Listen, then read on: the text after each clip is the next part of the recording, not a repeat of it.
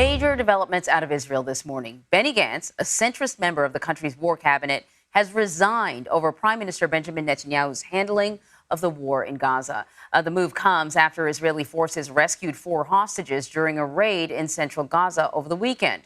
The mission was carried out in broad daylight, but Gaza's Hamas-run health ministry claims at least 200 Palestinians were killed during the raid. Meanwhile, U.S. Secretary of State Antony Blinken arrived back in the Middle East today for his 8th visit to the region since the start of the war.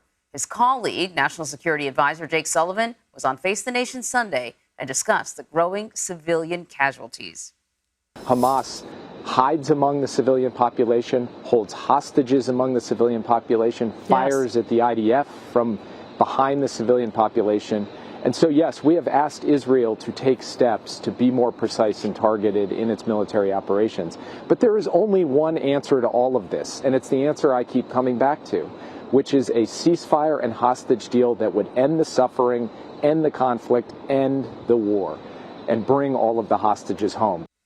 So for more on the latest developments in the Middle East, we want to bring in Hugo Bachega with our partners at the BBC. So, Hugo, Benny Gantz said he had a red line, but we really didn't know whether or not he was going to act on it, and he did, exactly to the deadline.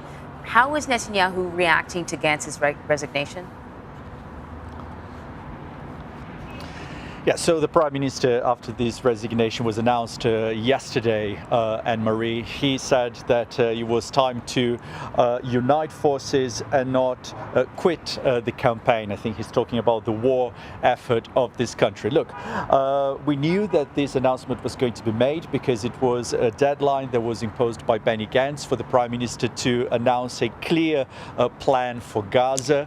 And so this announcement happened yesterday. Now, there is no imminent impact on the coalition because the Prime Minister still has a majority in Parliament, 64 seats in the 120-seat Knesset. But it means that he's going to be more reliant on his more radical allies, including far-right ministers Itamar Ben-Gvir and Bezalel Smotrich, the National Security Minister and the Finance Minister, because Benny Gantz was seen as a moderate voice in this government. And we know that the Prime Minister has been under a lot of pressure from both Itamar Ben-Gvir and also Bezalel Smotrich. And obviously, we talk a lot about Benny Gantz because he's seen as a possible candidate to be the country's next Prime Minister when elections happen. And yesterday, in that very strong announcement, strong speech that he gave, he accused Mr. Netanyahu of delaying difficult political decisions to ensure his political survival. And this is a suspicion here in Israel among many people who believe that the Prime Minister is trying to prolong this war to guarantee his political survival. And again, Benny Gantz urged Prime Minister Netanyahu to announce a date for elections, but there's no indication that the Prime Minister is going to do that. I want to ask you about the rescue of these 4 hostages. Certainly a reason to celebrate to a certain degree for Israelis. The cost to get these hostages out was high, though, whether you believe the number that we're getting out of Gaza or the number that we're getting from Israeli forces. Can you sort of talk to us about how this happened and why so many people died in the process? Yeah, so this was a dramatic operation that happened on Saturday. The Israeli military special forces entered the densely populated Nuseirat refugee camp in central Gaza. The Israeli military said this was a special, complex operation that happened in the morning.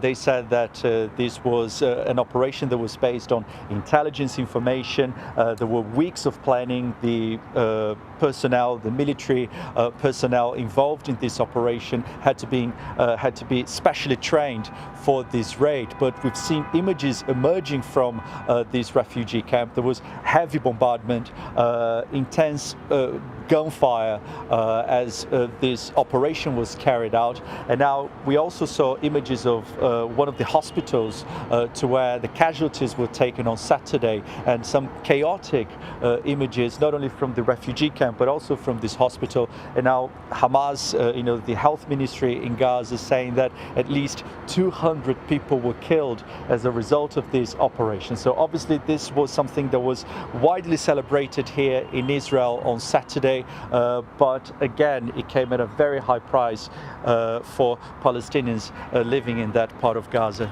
Certainly. And Hugo, before I let you go, I just want to sort of bounce back a little bit to the resignation of Benny Gantz. We know that the Secretary of State, Antony Blinken, is back in the Middle East talking about resuming negotiations, releasing hostages, bringing this war to an end. But now we have the removal of a more moderate voice within the war cabinet, right? Benny Gantz is gone. I wonder if that is going to complicate these negotiations.